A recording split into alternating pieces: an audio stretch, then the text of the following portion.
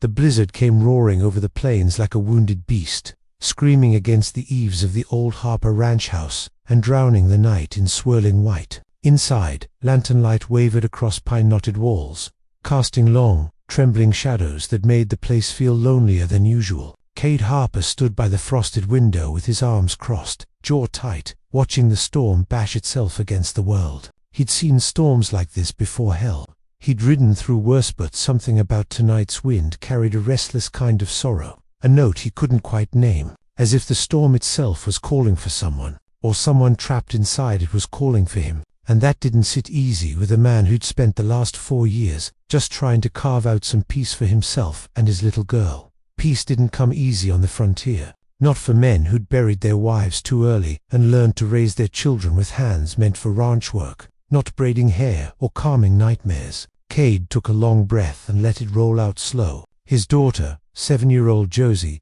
slept curled beneath her patchwork quilt in the back room. She had her mama's dark hair and bright spirit, but tonight even she'd gone quiet under the weight of the storm. Cade couldn't blame her. The night felt strange, too cold, too heavy, as if nothing good could come from weather like this. He was reaching for another log to throw on the fire when he heard it, a sound thin as a thread, almost swallowed by the howling winter cry. Not the shriek of the storm, not the moan of settling timbers, but a human cry, small, frightened, fading. Cade froze, breath halfway caught. He waited, head tilted toward the door, heart thudding slow and deep. Lightning flicked white across the window, followed by a crack of thunder that rattled the stovepipes. For a moment there was nothing. Then the cry came again, faint but unmistakable, scraping across the blizzard like a plea built out of desperation.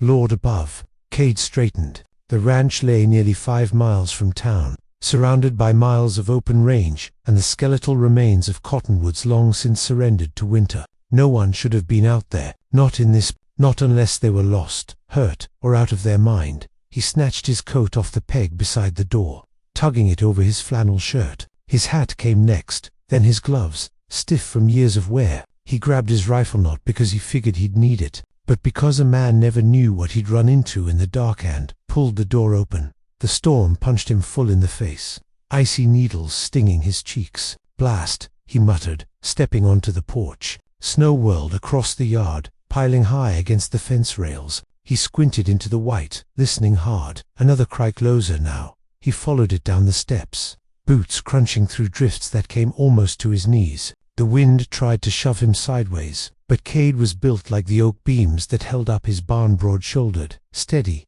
immovable. He battled his way past the hitching post, scanning the yard. Nothing but snow, dark, and wind. Then his lantern light caught on something hunched against the fence, a bundle of white, someone curled tight beneath a shawl half buried in the drift. Hey, Cade bellowed, breaking into a heavy stride. Hold on, I'm cumin. He reached her because it was a her, small and trembling just as she tried lifting her head. Snowflakes clung to her lashes, and her face was pale as moonlight. For a split second, Cade thought he was looking at a ghost, some lost spirit blown out of the mountains. But then she blinked up at him, eyes wide and shimmering blue, and he knew she was real.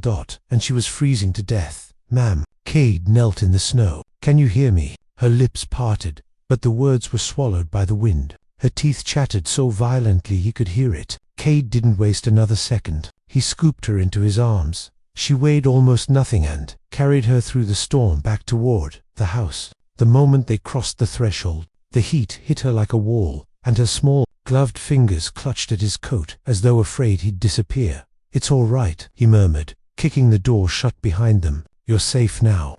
He eased her onto the couch near the hearth and hurried to strip off her soaked shawl and outer layers, tossing them near the fire to dry. She wasn't wearing ranch clothes, nor travel leathers. Her dress, though muddy and torn, had once been fine, the kind made of satin or silk, the sort a town woman might wear to a winter social. There were pearl beads sewn into the bodice. Some snapped loose and scattered across her lap like frozen tears. What in God's name was a woman dressed like that doing out here? Cade grabbed a quilt from the cedar trunk and wrapped it around her shoulders. She sagged into it, eyes half-lidded, breaths ragged. Stay with me, he said, voice firm but not unkind. I'm gonna get you warmed up. Can you tell me your name? Her lips moved again, but the fire cracked loud, masking the sound. She swallowed, tried again. This time he heard her Ella. Ella, a short, sweet name, the kind that fit the softness of her face and the tremble of her voice. Cade nodded and began rubbing her arms through the quilt, trying to coax heat back into her limbs. Ella, I'm Cade Harper. My little girl's asleep in the back. You're safe here, but you need to tell me how'd you end up out in that storm. At the question, something flickered across her face. Fear, pain, a shivering memory. I fell, she whispered, off the stagecoach. Cade's head snapped up. Stagecoach, tonight, in this storm. She nodded weakly, tears gathering at the corners of her eyes, only to freeze before they could fall. We weren't supposed to travel in this weather, but I had to. I didn't have a choice. Cade frowned. Where were you headed? Her gaze drifted to the fire. To Canyon Ridge, to be married by Christmas morning. He froze. Married. Ella's fingers tightened in the quilt. My fiancé sent for me. I left from Cedar Grove with my trunks and the dress. I thought it'd be a happy journey, but the storm came fast. The coach hit a rut, lurched hard, and I slipped when we stopped to fix a wheel. They didn't hear me scream. The wind was too loud. I chased after them, but her voice buckled. The storm swallowed everything. Cade leaned back slightly, absorbing her words. A bride on Christmas Eve, lost in the middle of a blizzard, miles from the nearest road. It sounded like the kind of tale old ranch hands told around a fire, half believed and half imagined. But she was real enough, shivering on his couch, her dress torn and her heart nearly as battered as her body. All right, he said gently. You made it this far. That counts for something. We'll get you warm, get some food in you, and come morning, I'll ride out and look for the stage route. Someone must have noticed you gone by now. Ella nodded, but the fear didn't leave her eyes. He'll be worried, she whispered. Samuel Keene is expecting me tomorrow. Christmas morning. We were supposed to marry at the church at sunrise. Cade's jaw tightened. He didn't know the man, but he knew the type town gents with clean boots and polished manners who'd probably never mended a fence in their lives. Men who had the luxury of sending for wives instead of courting them with sweat and sincerity. He pushed the thought aside. Her fiancé was irrelevant to the fact she needed help now. Rest, he told her. I'll make you some broth. She nodded again, too exhausted to argue. As Cade moved to the kitchen, he kept glancing back at her. Ella, a stranger who had no business being out in a storm like this. A bride-to-be who'd nearly frozen before reaching her groom. A woman so delicate she looked like she might vanish if he blinked too long, and yet she'd survived. Dragged herself through a blizzard, called out into the storm until someone heard. That kind of grit wasn't as fragile as it looked. Cade stirred the broth over the stove, but his mind kept circling back to the moment he found her. That cry, thin, desperate, carried on the wind as if the storm itself had delivered her right to his door. He didn't believe in fate. Fate had taken Sarah from him, and no decent man trusted anything that cruel. But he couldn't deny the strangeness of it all. By the time he returned with a steaming bowl, Ella had drifted into a light doze, color returning faintly to her cheeks. Cade set the bowl down and crouched beside her, gently touching her shoulder. Ella, wake up. Try to drink this. She blinked awake, disoriented, then accepted the bowl with trembling hands. He steadied it for her while she sipped. After a few gulps, she looked up at him, eyes shining with gratitude that struck him square in the chest. Thank you, she murmured. Cade nodded, clearing his throat. Anyone would have done the same. But deep down he wasn't sure that was true. Not everyone lived close enough to hear her cries. Not everyone would have opened their door in a storm like this. And not everyone would have felt a strange pull at the sound summing inside. Him insisting he go. Now, before it was too late. Ella finished the broth and let out a long breath. Her eyelids drooped again. You sleep, Cade said softly. We'll sort everything come morning. She nodded, drifting off almost instantly. Cade rose, pulled a blanket tighter around her, and fed more logs to the fire. The storm still raged outside, rattling the window pane. But inside, the room felt different, warmer, fuller, as if fate-damn-thing had stepped through the door and made itself at home.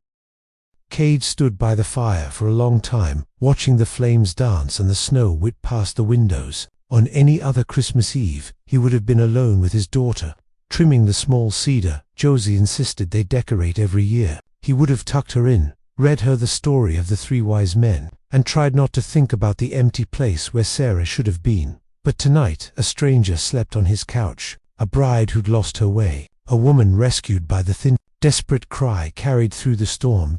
And Cade Harper, who'd sworn he was done with surprises, had the uneasy feeling this was only the beginning. The storm didn't ease through the night. It pummeled the ranch with the same relentless fury, rattling the windows as if trying to claw its way inside. Cade didn't sleep, not really. He dozed lightly in the rocker beside the hearth, boots still on, hat over his eyes. Every few minutes he'd tilt the brim just enough to check on Ella. She lay curled beneath the quilt, breathing steady now, her cheeks touched with the faintest rose of returning warmth. The lantern burned low, shadows circling her like watchful sentries. Cade wasn't used to sharing his quiet nights with anyone besides his daughter, and certainly not with a stranger, much less a woman dressed for a wedding that never came. Toward dawn, the wind shifted, dropping in pitch. Cade lifted his head, listening. The blizzard was weakening, not done, not by a long shot, but loosening its grip.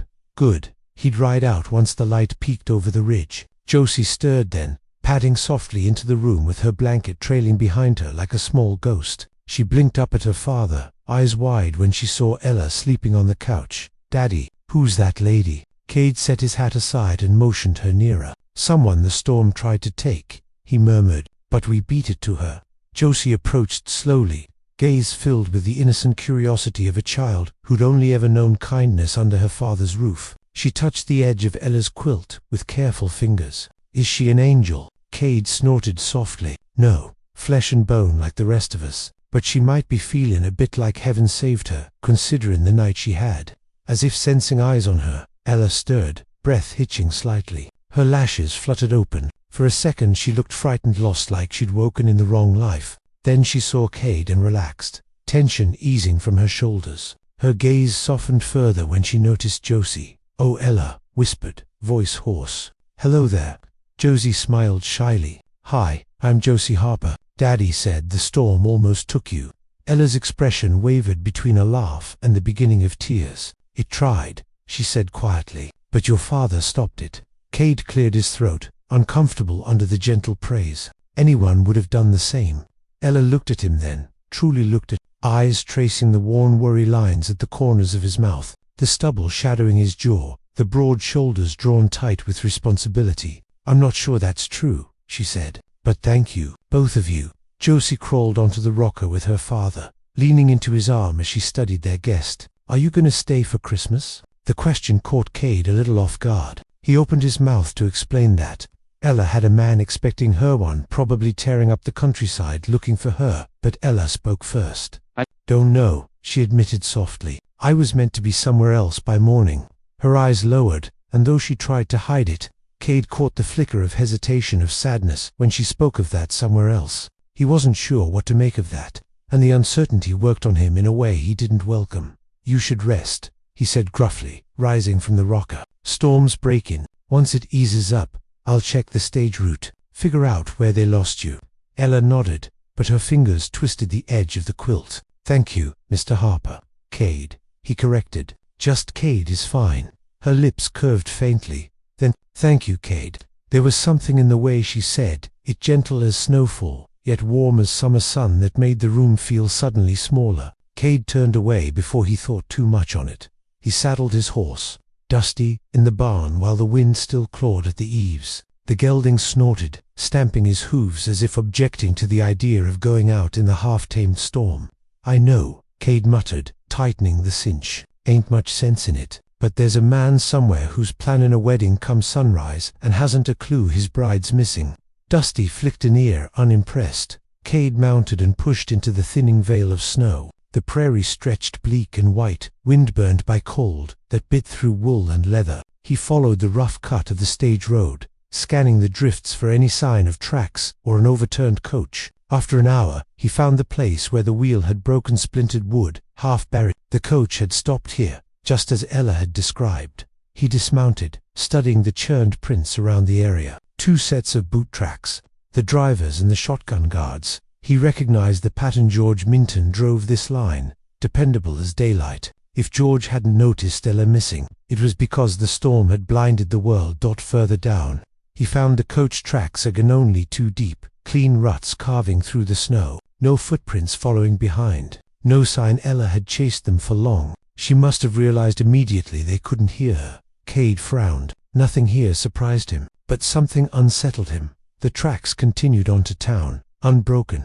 no sign of trouble afterward. They'd made it safely, they'd simply lost her. He muttered a curse under his breath and turned Dusty around. Ella's fiancé would be relieved or furious, or both. Cade wasn't eager to deliver her to a man he'd never met, especially when something in Ella's eyes last night suggested her heart wasn't entirely riding in the same direction as her stagecoach. But it wasn't his place. A woman had a path, and hers was waiting down the road. Still, by the time Cade returned, mid-morning had settled soft and weak across the ranch. The storm had left a thick coat of white on everything, turning the world into a quiet, unmarred landscape. Smoke curled from the chimney, warm and welcoming. Inside, Ella sat at the table wrapped in Josie's spare shawl, hands cupped around a steaming mug. The girl sat beside her, chattering with the bright eagerness she usually saved for newborn calves and Christmas presents. Ella listened, smiling gently, her expression softer than it had been hours before.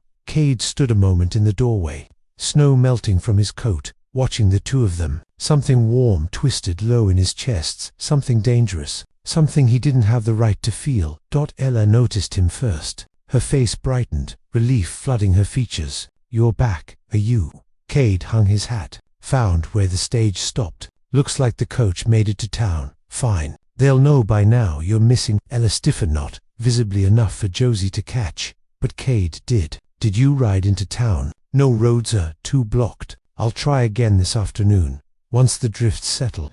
She stared into her mug, lips pressing together. "Thank you." Her voice didn't sound grateful. It sounded worried. Cade poured himself coffee and leaned against the counter. "Your fiancé'll be relieved." There it was, again, that flicker of something unspoken, a shadow behind her eyes. Josie kicked her feet under the table. "Is he nice?" Ella smiled at the child, but it trembled at the edges. "Samuel is dependable," she said at last. "Steady. He offered me a future when I had nowhere else to go." Cade's brows knit. Offered her a future? That wasn't how people talked about love. Ella must have sensed his stare. She glanced at him, cheeks warming. "My parents passed 2 winters ago. I was left rather alone. Samuel was kind. He offered me his home, his name, stability." Cade grunted. "Sounds more like a contract than a marriage." Ella flinched just slightly. "It's a good match. Is it what you want?" The words escaped before he could pull them back. Ella's breath caught. She looked away, fingers tightening around her mug. Josie, not understanding the tension, grabbed Ella's hand. "You can stay for Christmas if you want. Daddy makes the best biscuits in the whole territory." Ella laughed, watery but real. "I'm sure he does." Cade watched her the way her shoulders eased around Josie, the way warmth crept back into her features the longer she was near that hearth. Something was changing in her, something she wasn't ready to speak aloud. "Eat," Cade said, moving to the stove. "Both of you. Then I'll see about clearing the path to the barn."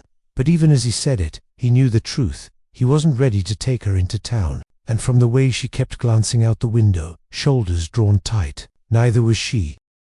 Snow gleamed like powdered silver across the prairie when morning took hold. Clear skies at last.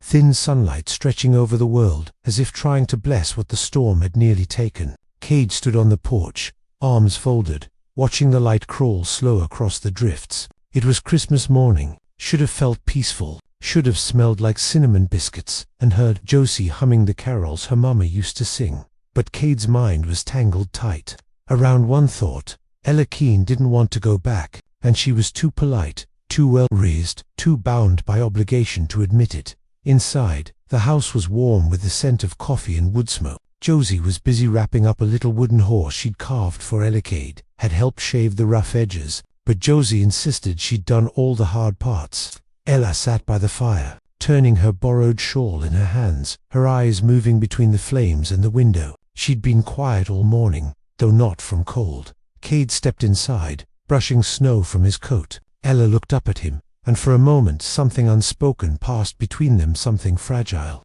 uncertain, and real. "The drifts are breaking," Cade said finally. "Road's clear enough now. I can take you to town." Ella's fingers stilled. Her voice, when it came, was soft. "I see." Josie looked up, startled. Ella forced a smile that didn't reach her eyes. "Your father is taking me where I need to go." "Sweet girl." I can't stay forever. Josie's little face crumpled not into crying, but into confusion. But you belong here now. Cade swallowed hard. Children had a way of seeing straight through adults, cutting right down to truth. Ella reached over, brushing Josie's hair back tenderly. Your home is beautiful, she whispered. Warm, full of love. But my life, it's somewhere else. Somewhere else. Not with someone else. Cade caught that difference like a spur catching in leather. He cleared his throat. We ought to get going. Sammy will be worrying, I reckon. Ella stood slowly, gathering the shawl around her shoulders. Her dress had dried, but the torn hem told the story of her fall from the stagecoach. She looked at the rip now, fingertips grazing it, as though only now realizing what it meant, how close she'd come to losing everything. Or maybe how close she'd come to finding something she never expected. They saddled up the wagon and set off down the road toward Canyon Ridge. The world sparkled under the sun, fences buried under white, cottonwoods frosted like sugar sculptures. Ella sat beside Cade on the bench seat, hands folded neatly in her lap. But every so often he'd see her glance sideways at him, quick, shy, then gone. Did you sleep all right? He asked after a long stretch of silence. Ella nodded. Better than I have in months. Storm wore you out. She exhaled, a slow, shaky breath. It wasn't the storm, she said softly. Cade didn't push, but her words lingered in the cold air. When they reached town, Canyon Ridge was bustling in half-frozen excitement, folks in heavy coats carrying parcels, smoke curling from chimneys, children sliding across icy patches with reckless delight. But near the church, a different kind of commotion. Gathered a cluster of people around a frantic-looking man pacing the steps. Samuel, keen. Ella stiffened when she saw him. Samuel was handsome in the polished way city men often were, clean-shaven, neat coat, gloves without a speck of mud, but his face was twisted with irritation, not relief, as he spun toward them. Ella, he snapped, striding forward. Good Lord, woman, where have you been? Cade bristled at the tone. He helped Ella down from the wagon. Watching Samuel's expression closely, I fell from the stagecoach, Ella said, steadier than Cade expected. The storm was too strong. You nearly ruined everything. Samuel interrupted. Do you know how humiliating it's been? Everyone was waiting. The minister, the choir half, the town. His jaw tightened, eyes narrowing with reprimand more than worry. I should have known you'd find a way to complicate matters. Ella flinched as though struck. Cade stepped forward before he realized he was moving. Now hold on, he said, voice low. She was out in a blizzard, near froze to death. You might consider thanking the Lord she's here at all. Samuel blinked at Cade, startled by the steel in his tone. And you are Cade Harper, ranter, the one who pulled her out of the snow. Samuel looked Cade up and down, dismissive. Well, I suppose I should thank you, Mr. Harper, though one wonders how she wandered all the way to your land. She didn't wander, Cade said coolly. The storm carried her, and I heard her cry. Samuel scoffed. Convenient. Ella's breath caught sharply. Samuel, stop. You're being unkind. I'm being practical, he corrected sharply. We've lost the minister's time slot. Half the guests have gone home. We'll marry once I settle the paperwork and arrange a new time. Ella stared at him, color draining from her cheeks. Samuel, do you hear yourself? I nearly died. And yet here you stand, he said flatly. Cade felt something twist deep in his gut, and guard protectiveness. Disbelief that a man could look at Ella's fragile strength and see inconvenience instead of a miracle. Ella's eyes dropped to her torn dress, the frostburn on her cheek, the thin line where the quilt had pressed warmth back into her skin. Slowly, she looked up at Samuel. Were you worried? She asked quietly. Samuel hesitated just long enough for the truth to show. I was concerned, he said, already shifting his gaze back toward the church, mostly about the arrangements. Ella closed her eyes, the final piece sliding into place. Cade watched her realize what he'd suspected since last night. She wasn't someone Samuel loved. She was someone Samuel intended to acquire. When Ella looked at Cade, her eyes were bright with clarity and something dangerously close to courage. Cade, she said softly, may I speak with you a moment? They stepped aside, near the frost-covered fence. Cade removed his hat, rubbing a thumb along its brim. You all right? Ella let out a thin breath. I should be, she said. I thought I knew what my life was supposed to be. I thought marrying Samuel would give me stability. She shook her head. But last night, in your home, I felt safe, truly safe. and not because of walls or warmth. Her gaze lifted to his, because of kindness, because of heart. Cade swallowed hard. Ella, I'm not asking for anything, she whispered. I just needed to say it before I walk back over there and make a choice. Does he make you happy? Cade asked, voice rough. Deep down, her response was immediate. No. The single word hung between them like breath in the cold. Then Ella straightened her shoulders and turned from the fence. She walked back to Samuel, snow crunching under each step. Cade didn't follow, but he watched. Every nerve taut. Samuel folded his arms. Well, Ella's chin lifted. Samuel, I'm not marrying you. The silence that followed was sharp as shattered ice. What? Samuel sputtered. Ella, don't be ridiculous. You're upset. You're tired. I'm alive, she said firmly. And I intend to choose a life, not fall into one. Ella, think I have? She stepped back from him. Goodbye, Samuel. The murmur around the church swelled as she turned and walked toward Cade, each step lighter than the last, as though the weight she'd carried had finally fallen away in the snow. Cade met her halfway. You sure? He murmured.